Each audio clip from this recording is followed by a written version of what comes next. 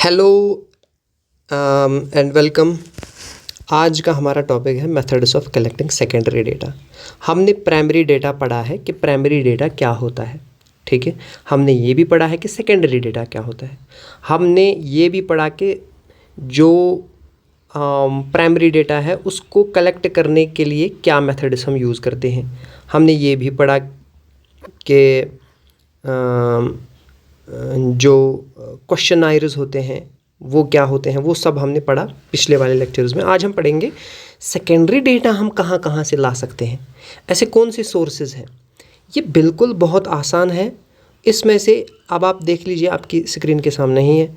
Published sources हो सकते हैं या अनपब्लिश्ड सोर्सेज हो सकते हैं।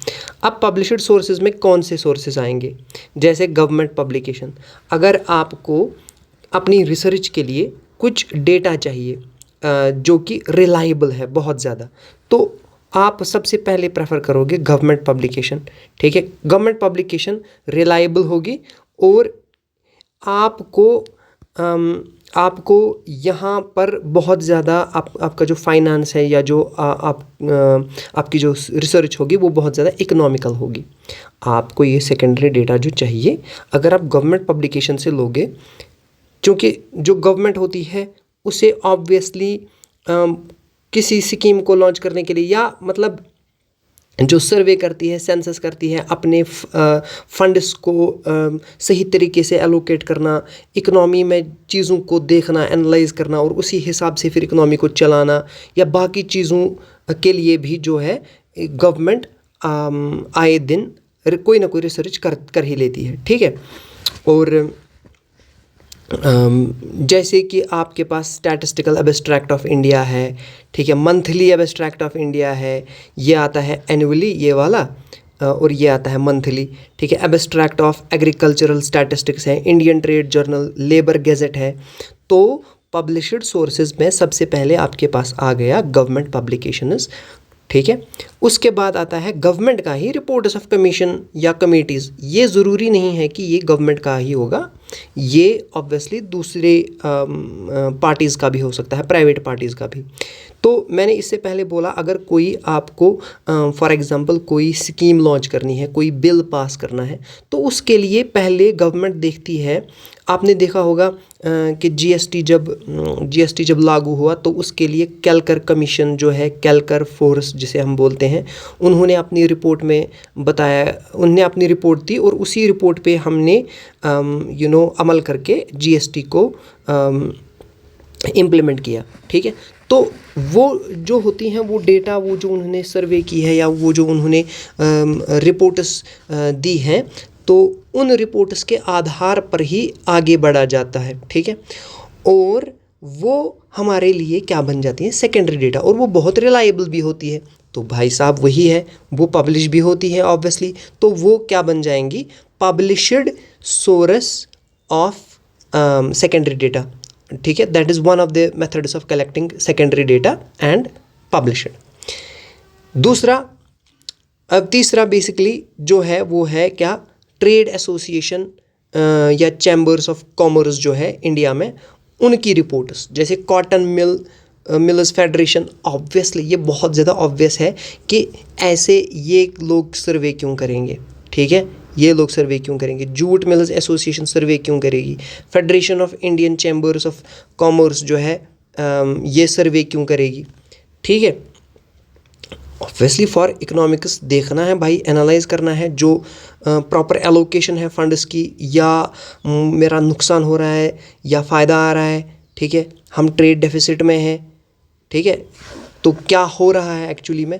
उन सब चीज़ों के लिए ये सब चीज़ें, ये सब जो रिपोर्ट्स हैं, ये रिसर्च जो है उसका जो डेटा है हमारे पास इसी वजह से आता है, ठीक है।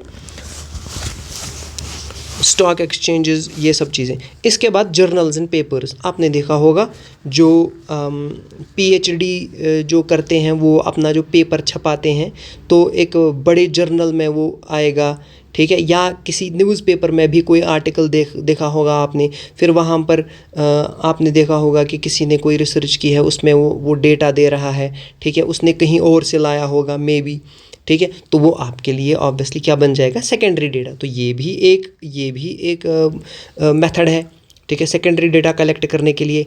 ये सेम आ गया अगर किसी ने पीएचडी, किसी इंस्टीट्यूशन में पीएचडी किया है, कोई डिसर्टेशन सबमिट की है, तो वो आपके पास अवेलेबल जब हो जाएगी तो वो क्या बनेगा, आपके लिए सेकेंडरी डेटा बनेगा, ठीक है। इंटरनेशनल, अगर आप देखोगे इंटरनेशनल ऑर्गेनाइजेशंस जैसे यूएनओ है, या इवन आईएमएफ है, या ये भी है कोई, ये मुझे पता नहीं है ये कौन है, ये आप चेक कर लीजिएगा, ठीक है, ये फुल फॉर्म क्या है इसकी। या इवन जो आप देखोगे ना, अगर आप इस वक्त भी वर्ल्ड की पॉपुलेशन देखोगे तो वहाँ पर उसके जो नंबर है वो बढ़ते जा रहे होंगे, ठीक है। वर्ल्ड पॉपुलेशन जो लाइव वर्ल्ड पॉपुलेशन दिखाती है, ठीक है, तो वो भी एक, चलो वो तो किसी एल्गोरिदम पे बेस्ड होगी अब कंटिन्यूसली, ठीक है।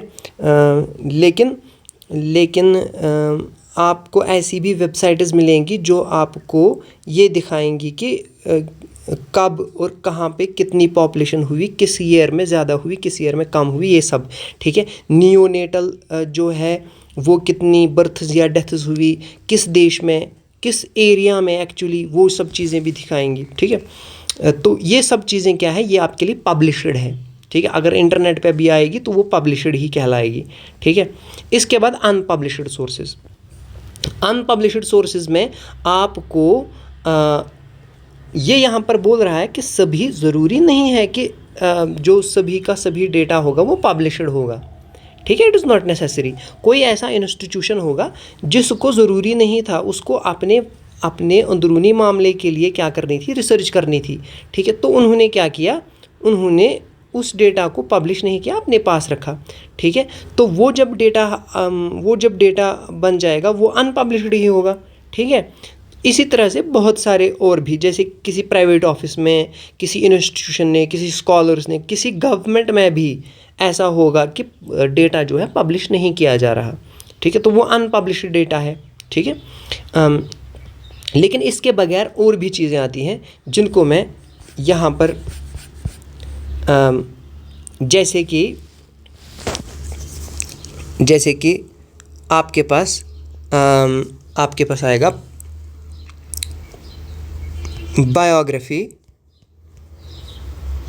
या ऑटोबायोग्राफी, ठीक है, ऑटोबायोग्राफी, ठीक है। ये भी एक तरह का सेकेंडरी डेटा देगा आपको, ठीक है। ये भी एक मेथड है सेकेंडरी डेटा को कलेक्ट करने का।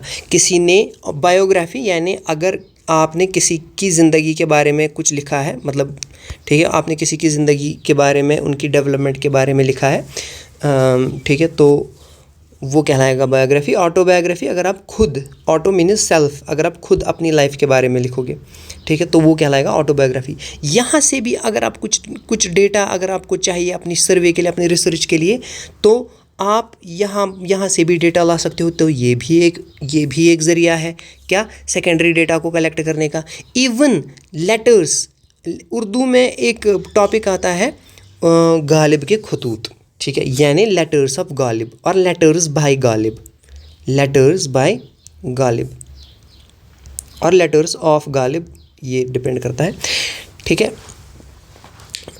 जो ये गालिब के खतूत है ना, हम इससे पता लगाते हैं कि उस टाइम पे हालात क्या थे, कौन सा बंदा किस पोजीशन में था, जिनको उन्होंने लेटर्स लिखे हैं, उनके बारे में हम कुछ डेटा मालूम कर सकते हैं। चूँकि ये ओरिजिनल नहीं है, ये हम इन लेटर्स से ले रहे हैं, तो ये क्या बन जाते हैं, ये बन जाता है सेकेंडरी डेटा। अब मैं पब्लिश्ड और अनपब्लिश्ड की बात नहीं कर रहा, अब मैं किसकी बात कर रहा हूँ, सिंपल सेकेंडरी डेटा की। कुछ और सोर्सेज, कुछ और मेथड्स कलेक्ट करने के, सेकेंडरी डेटा कलेक्ट करने के कुछ और मेथड्स, जिसमें से मैंने आपको पहले बताया बायोग्राफी और ऑटोबायोग्राफी, उसके बाद मैंने आपको बताया लेटर्स। इवन जो हमारे घर में बुज़ुर्ग होते हैं, वो आपको अपनी याददाश्त से भी बताएंगे कि देखो उस टाइम पे क्या होता था, यूं होता था, हमारे गांव में एक ही टीवी था, वहाँ सब देखने जाते थे, या रेडियो था, ठीक है। ऐसी कहानियाँ, हालांकि ये उतनी ज़्यादा रिलायबल नहीं होती हैं, बट इनमें क्या होता है कि ये गिनी जा सकती है, ये गिनी जाती है ऑब्वियसली क्या, a method of collecting secondary data. तो हम यहाँ से भी ला सकते हैं सेकेंडरी डेटा को, यहाँ से भी कलेक्ट कर सकते हैं, ठीक है।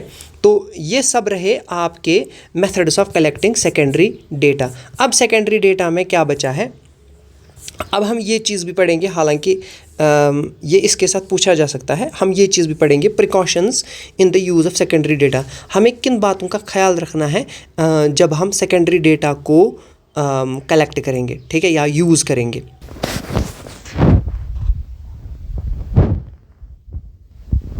हर कोई सेकेंडरी डेटा होता है ना, उसमें ये प्रॉब्लम ज़रूर आती हैं, जैसे आपकी रिलायबल एजेंसी, जहाँ से आप ये ले रहे हो ये डेटा, जैसे कि मैंने अभी बोला, आप अगर गवर्नमेंट से ले रहे हो, गवर्नमेंट की पब्लिकेशन से, तो वो ज़्यादा रिलायबल है। अगर आप अपने किसी दादाजी या अपने जो आपके गांव में बुज़ुर्ग होते हैं उनसे आप ये कहानी सुनते हो, वो अनरिलायबल है। तो रिलायबिलिटी दारोमदार, रिलायबिलिटी का मतलब होता है दारोमदार। आपको देखना है कि क्या मैं इस पर भरोसा कर सकता हूँ, ठीक है। ये चीज़ देखनी होती है सेकेंडरी डेटा में। आपको ये देखना होता है purpose for collection of original data. अगर कोई सर्वे या कोई डेटा आपके पास है, उसको यूज़ किया गया था for let us just say marketing purposes. किसके लिए? मार्केटिंग पर्पसेस के लिए। लेकिन आपको चाहिए वो डेटा किसके लिए? हेल्थ पर्पसेस के लिए। किसके लिए? हेल्थ पर्पसेस के लिए। तो ये मार्केटिंग वाला डेटा में भी आप सेल्स के लिए इस्तेमाल कर सकते हो, लेकिन हेल्थ के लिए इस्तेमाल नहीं कर सकते। क्यों? क्योंकि ये मार्केटिंग के लिए, मार्केटिंग को ध्यान में रखते हुए ये डेटा लिया गया था। आप इसे हेल्थ पर्पसेस के लिए यूज़ नहीं कर सकते। तो आपको ये भी देखना है, इसका भी खास ख्याल रखना है। नेचर ऑफ डेटा, ठीक है, आपको फेस वैल्यू पे नहीं लेना है। अगर कोई डेटा जो है उसको टेस्ट करना है, उसको देखना है कि क्या ये किसी ऐसे इन्यूमरेटर ने इसको कलेक्ट किया है जो कि बायस्ड हो सकता था, ठीक है। बायस्ड यानी मुझे नहीं लगता ये बयां करना पड़ेगा। बायस्ड यानी आप किसी एक को फेवर कर रहे हो, हालांकि आपको इम्पार्शल रहना है। आपको ये नहीं देखना है कि अरे यार कैसे बताऊँ, आप मतलब एक की साइड नहीं लेनी है, आपको बिल्कुल बीच में रहना है, ठीक है। आपको ये देखना है कि क्या ये डेटा उसी बंदे ने, वैसे वाली बंदे ने, इम्पार्शल बंदे ने, ऐसे बंदे ने जो कि बिल्कुल बीच में रहा हो, ठीक है, क्या ये उसी ने कलेक्ट किए हैं? अदरवाइज़ मैं इस पर डिपेंड नहीं कर सकता, ठीक है। क्या ये छोटे से सैंपल पे या कंप्लीट इन्यूमरेशन की गई है? यानी कि अगर आपके पास पॉपुलेशन है, ठीक है, एक पॉपुलेशन, ये मान लीजिए आप पॉपुलेशन यानी इसमें 300 बंदे हैं, लेट अस जस्ट से, ठीक है। लेकिन क्या आपने ये बस 10 बंदों पे देखा है ये टेस्ट, फिर आपने डेटा लिया है? क्या आपने इन 10 बंदों से खाली पूछा है कि आप स्मोक करते हो कि नहीं? बाकी जो 290 हैं उनसे नहीं पूछा है? नहीं। तब भी मैं इस पर रिलाई नहीं कर सकता। तो ये सेकेंडरी डेटा को कलेक्ट करने से पहले आपको ये चीज़ें देखनी है। रिलायबिलिटी के बारे में देखना है, purpose for collecting of original data देखना है, उसका पर्पज़ क्या था, आपको देखना है इसका नेचर क्या है, ठीक है। आपको देखना है कि स्टैटिस्टिकल यूनिट कौन सा यूज़ किया गया है। अगर उस टाइम पे उन्होंने फॉर एग्जांपल उन्होंने गैलन्स यूज़ किए थे, तो आपको इसे ऑब्वियसली चेंज करना है। अगर आपको मतलब लीटर्स में इसका डेटा चाहिए तो आपको लीटर्स में उसे कन्वर्ट करना पड़ेगा, ठीक है। तो ये सब चीज़ों को देख के ही प्रोसीड करना है। यहाँ पे इसने यही चीज़ बताई है कि it is worth mentioning that government institutions normally collect their statistical information through primary data as they have enough of financial responses as well as man power, ठीक है। तो इनका इस वजह से क्या होगा, ओरिजिनल डेटा और एक्यूरेट डेटा की नीड, ठीक है, इस वजह से इनका डेटा रिलायबल होता है।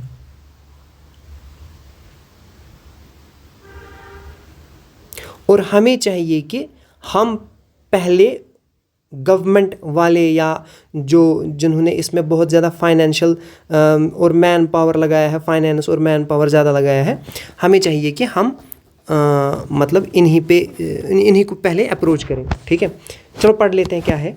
Since individual investigator cannot afford this much of resources nor enough time, therefore he collects statistical resources through secondary data. He uses the statistical information collected through an authentic agency. It is therefore we can claim secondary source is more common and popular as compared to primary source. हाँ, ये कह रहा है कि उतना ज़्यादा man power नहीं होता एक इन्यूमरेटर के पास, ठीक है, कि वो पूरा का पूरा इन्यूमरेशन करे या एक बड़ी सतह पे क्या करे, वो इन्वेस्टिगेशन करे या रिसर्च करे।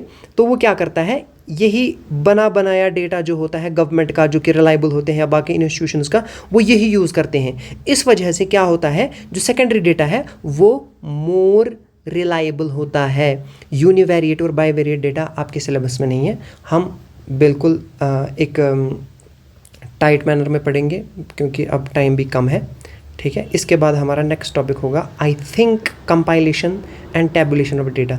Thank you so much.